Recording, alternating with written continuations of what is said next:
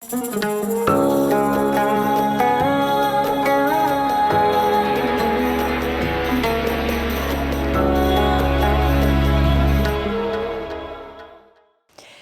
לי אלנה חדד.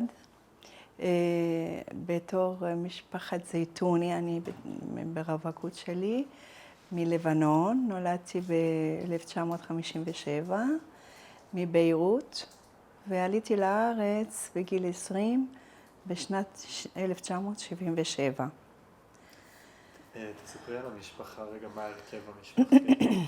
אנחנו 5 נפשות היינו, אבא, אמא, יש לי אח יותר מבוגר ממני, היה לי, ושתי בנות, בן ושתי בנות במשפחה, 5.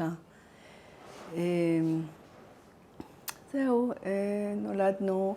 איך קראו לאבא? אבא יוסף זייתוני, הוא נולד בביירות. אמא סוניה נולדה בצידון. איך הם נפגשו? זהו, זה שידוך. פשוט היא הייתה בגיל 16, ואבא, יש הבדל 11 שנה ביניהם. ונסע לצידון לראות אותה, והתאהב בה, והתחתנו. שנה אחרי נולד אח שלי, ו9 חודשים אחרי אני נולדתי. יש הבדל שלי. במה אבא עסק? היה לנו מפעל של חזיות, וזה מפעל גדול ומשגשג עם 40 עובדות, וממש בביירות. עכשיו, היה לו אחים שהם שותפים במפעל, עם השנים הם התפזרו, ואחד מהם, 2 נסעו לישראל בשנת, היינו עוד צעירים, הם באו לארץ והמשיכו עם המפעל, אבא ואמא ביחד. אמא גם ממש עבדה בפועל? אמא שלי מאוד, אישה מאוד גדאית כזאת. נכנסה לעסק עם אבא, והיא עבדו מאוד יפה. אבל בלבנון זה משהו שמאוד מיוחד ליהודים, שהם אוהבים מאוד מאוד את החיים הטובים. זה ידוע. זאת אומרת, זה לא עניין שהם עובדים בשביל לקנות דירה או בשביל לעשות משהו, זה בשביל לחיות טוב.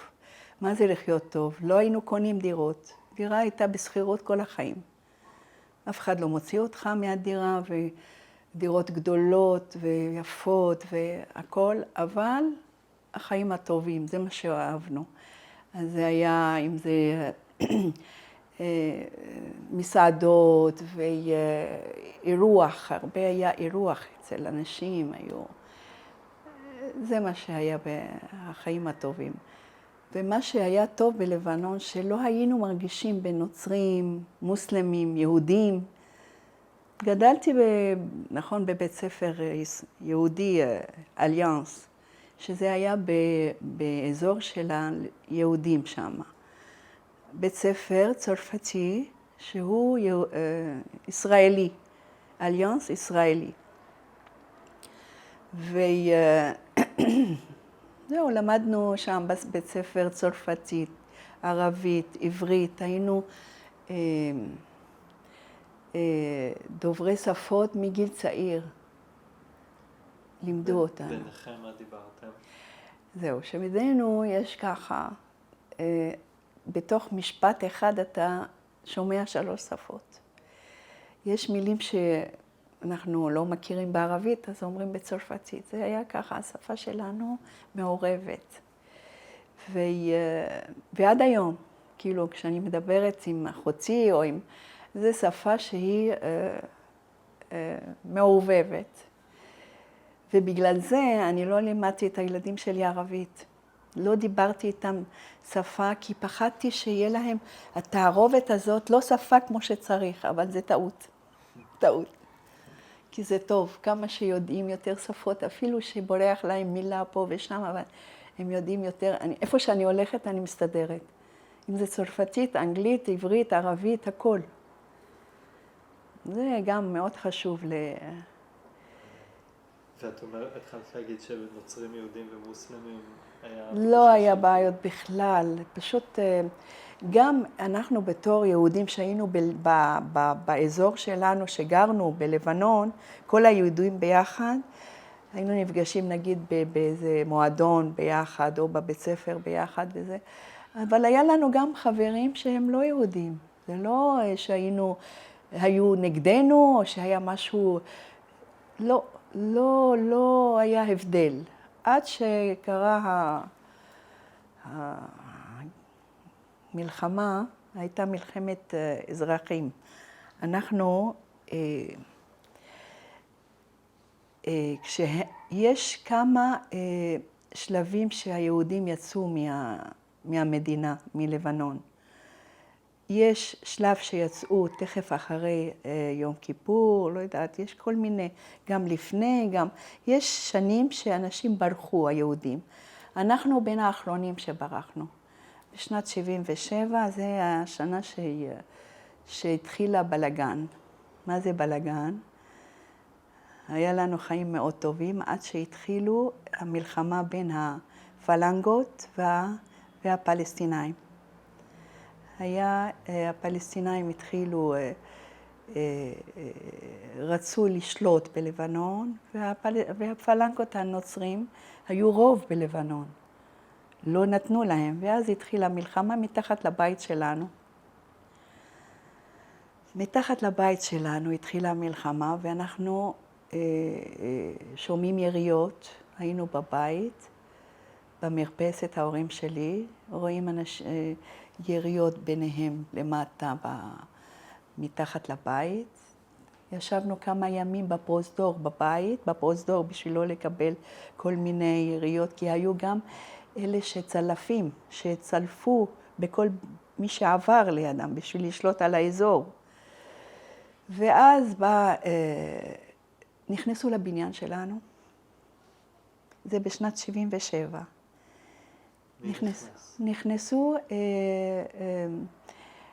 נכנסו אנשים עם רובים, עם נשקים.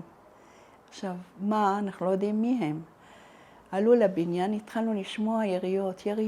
זה בניין של 6 קומות ו4 דירות בכל קומה. פחדנו מאוד. התחילו לראות למעלה. אח שלי ברח מהבית, אמר, מתחילים למעלה, הם יבואו אלינו ויראו בנו, אנחנו נמות. אז הוא ברח, לא ידענו איפה הוא. נשארנו אנחנו בבית, נכנסו לבית, יראו, אמרו, בואו, אנחנו ניקח אתכם, איפה שאתם, לא חשוב לנו מי אתם, בואו תצאו, אנחנו נוציא אתכם מפה. כן. ואז אמרנו, אבל אח שלי לא איתנו. היינו בני 18, 19 ככה, כי הוא שנה מעליי.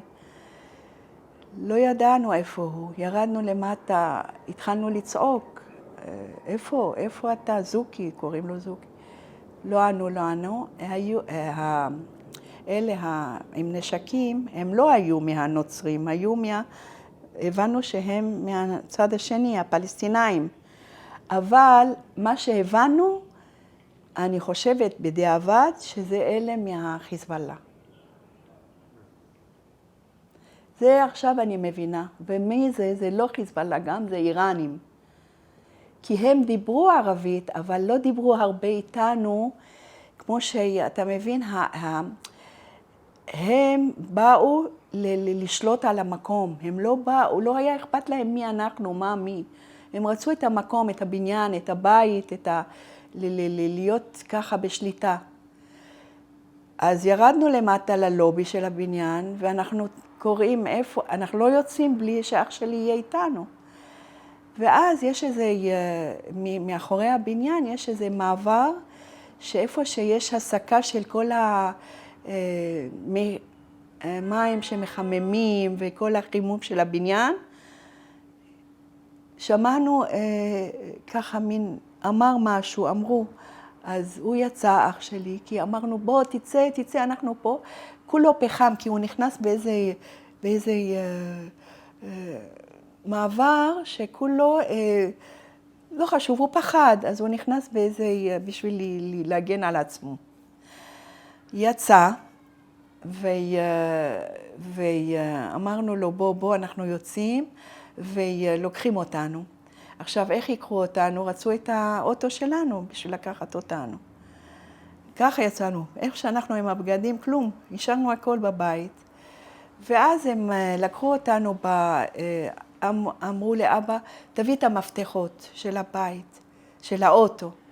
והמפתחות של האוטו, של האבא, יש לו מפתח של המפעל, של הבית, הכל, כאילו הוא נותן לו את כל מה שיש לנו. אבל לא היה ברירה, עם נשקים הם באו, וזה 2-3, והם רוצים להוציא אותנו מפה, מה אנחנו נעשה? לקחו את האוטו, שמו אחד על ההגה, כולנו, 5 אנחנו היינו מאחורה, כי היה לנו אוטו גדול, דודג', ועוד אחד על האוטו, בשביל שלא, אם מישהו יירה בנו, אז הוא מוכן, וככה לקחו אותנו לאזור 10 דקות מהבית, לחברה של אמא, נוצריה. בית, היא יושבת לה במרפסת, אנחנו הגענו, כולנו מבוהלים, היא יושבת במרפסת עם הנרגילה, אומרת, מה קרה לכם? כאילו אנחנו באנו מאיזה עולם אחר. מה זה, אנחנו במלחמה? אומרת, לא, פה אצלנו הכל בסדר. וככה היינו אצלה כמה ימים. ואז משמה, אמא אמרה, אנחנו לא יכולים להשאיר את הבית ככה, אני חייבת ללכת, להוציא, יש לי תכשיטים, יש לי דברים בבית, איך נשאיר את זה? אמר לה, איך תלכי? כל האזור שם מלא צלפים. אמרה לו, אין ברירה. היא שמה עליה כמו איזו ערבייה, והיא הלכה, ולמטה, עוד לא עלתה למעלה, ראתה אחד שהיה מוכר לנו ירקן, יש לו נשק.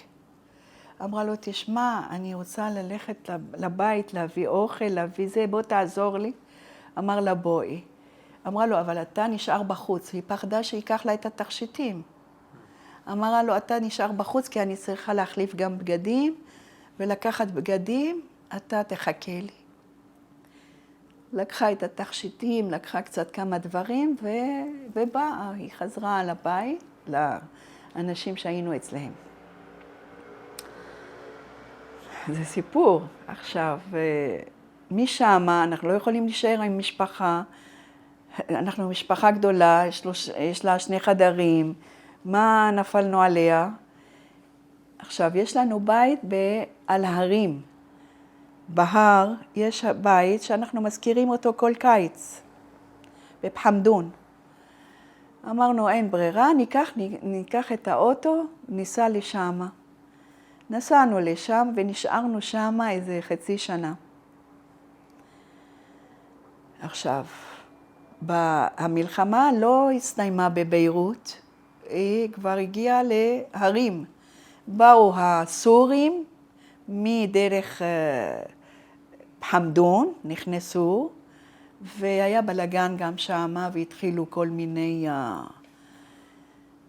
ואז פחדנו מאוד, כבר לא היה לנו איפה להיות. הכסף נגיד, מתחת לבלטות, אין, שום דבר לא היה בטוח כבר מה עושים. אבל בין לבין, ההורים ירדו לביירות והביאו את הסחורה. כל פעם היו מביאים ומוכרים. הרי הם יצרו חזיות, היו כבר סחורה שמוכנה. אז הם לקחו ומכרו. אז היה להם קצת כסף בשביל לאכול, בשביל זה. יום אחד, לילה אחד, אני הייתי בת 17 וחצי, 18. בלילה, בא אחד, עולה על זה בלילה, זה היה בסביבות 11 בלילה, דופק בדלת, אז אמא אמרה לאבא, לך אתה, אני אפתח. פתחה את הדלת, היה מישהו עם נשק. אמרה לו, כן, מה רצונך? אמר לה, אני יכול להיכנס? אמרה לו, בבקשה, אבל מה אתה רוצה? אמר, תני לי להיכנס ואני אגיד לך.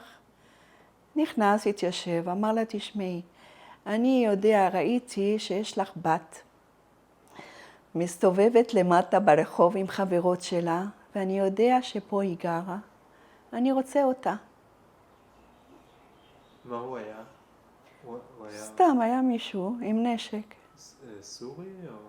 כנראה פלסטיני, כי הנוצרים הם לא אנשים שהם... זה לא הסגנון שיבואו ויעשו ויאנסו, היו הרבה אונס והיו הרבה בלגן היה, אבל זה לא, הנוצרים, הפלנגות, לא, זה לא טיפוס. אלה שכל אחד לקח נשק וכבר הוא... יש לך ילדה, בחורה שמצאת חן בעיניי, ואמרה לו, מה? אתה בטח טועה. אמרה לה, למה? אמרה לו, תשמע, אצלי יש רק בנים. אתה רואה פה הבניין? הבניין הזה, איפה שיש אור, שמה. שמה יש לו בת יפה. יש להם בת יפה ממש. אתה בבניין. תלך לבניין שמה ואתה תראה שזה שם. ככה הוא הלך ואני למחרת ברחתי. וואו. הוציאו אותי משם. לישראל? לא. לקחו אותי באונייה, דרך צור, זה ליד צידון, שזה אונייה של סחורה, שלוקחים קמח וזה, כל מיני, אונייה קטנה, לא גדולה. לקחו אותי שמה, שילמנו $100 לזה, להעביר אותי לקפריסין. וככה ברחתי משם עם $100 ביד, אבא שלי זה מה שהיה לו. הגעתי לקפריסין, ואז אמרו לי, ושמה היה טיסה לפריז, לאותו יום לקחתי טיסה לפריז, ובפריז הגעתי, יש חברת היאס, שעוזרת לכל היהודים שבאים מארצות ערב. שמה הגעתי אליהם, והם טיפלו בי חצי שנה. לא ידעתי כלום, הם לא ידעו כלום עליי, ההורים שלי, כלום. ואני לא יודעת כלום. עד שבא מישהו לצרפת ואמר לי שהם בסדר, והכל בסדר, וחברת היאס היא שילמה על הכל, על השהות שלי, על הנסיעה שלי לברזיל, כי אמרה לי, איפה את רוצה לנסוע? אנחנו ניקח אותך. אמרתי לה, תשמעי, אני לא הולכת לנסוע לישראל, יש לי משפחה קטנה, אבל משפחה מאוד גדולה בברזיל.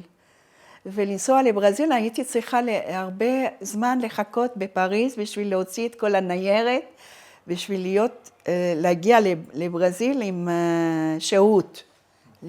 והיו לי משפחה מאוד מאוד גדולה. ממש. זהו, אני נסעתי מלבנון, מפריז לברזיל.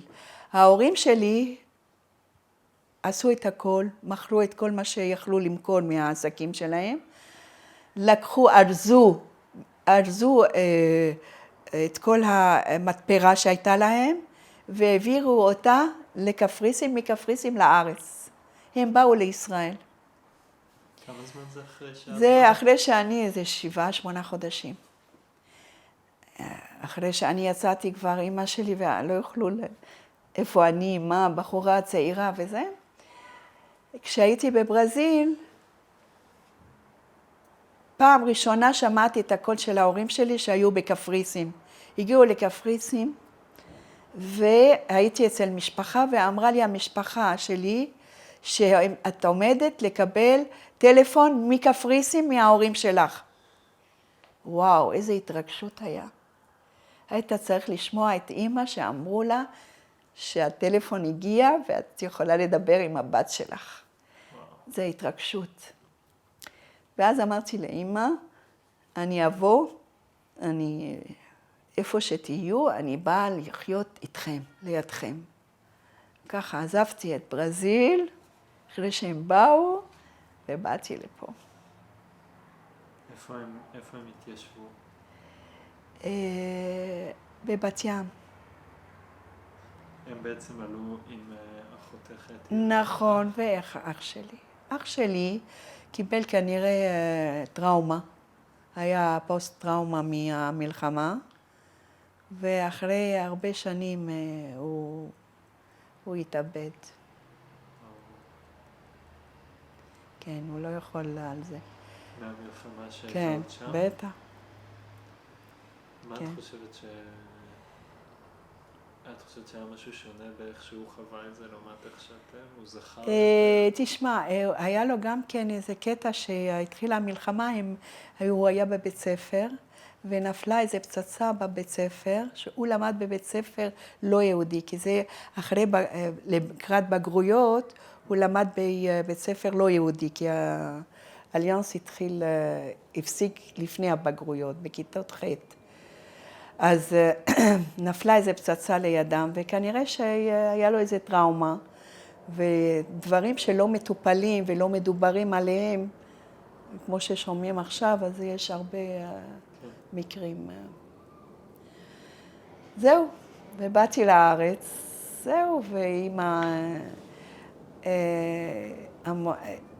מאוד רצתה שאני אשאר, למרות שראיתי שחיים מאוד מאוד קשים פה, למה שעברנו בלבנון, ומה שראיתי בברזיל ובפריז וכל העולם, ובאתי לפה, הכל קשה, הכל עושים הכל, אז מאוד רצתה שאני אשאר, והייתה צריכה לעבור ניתוח, ואז הכרתי את בעלי, הוא היה מנתח. הלכת לבית חולים לפגוש את זה הכרתי אותו, כן. וואו. הוא היה מנתח שלה? כן. מדהים. זהו, זה הסיפור שלי. מדהים.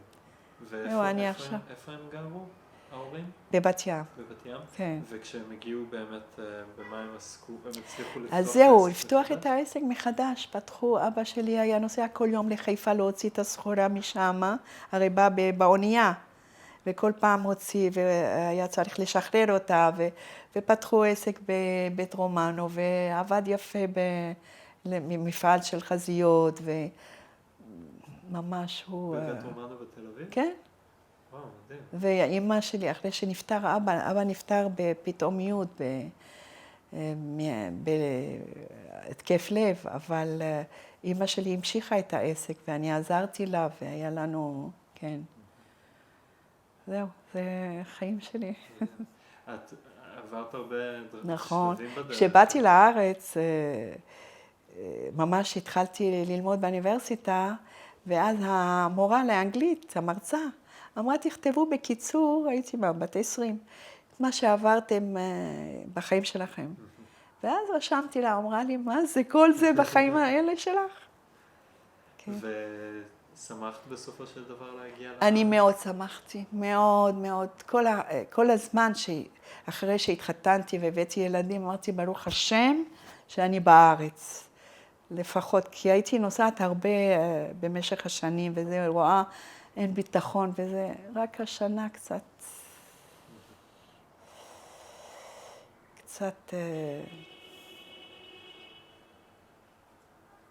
זה התערער. כן, כן. כן, לא... כאילו, מה, באנו בשביל זה? נכון?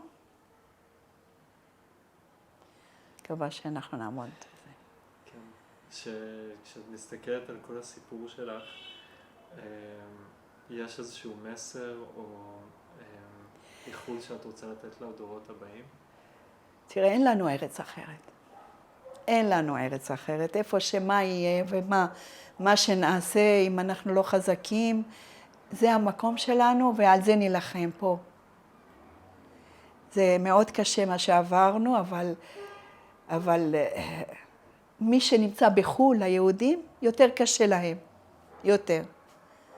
כי זה מערער אותם הרבה יותר מאשר אותנו.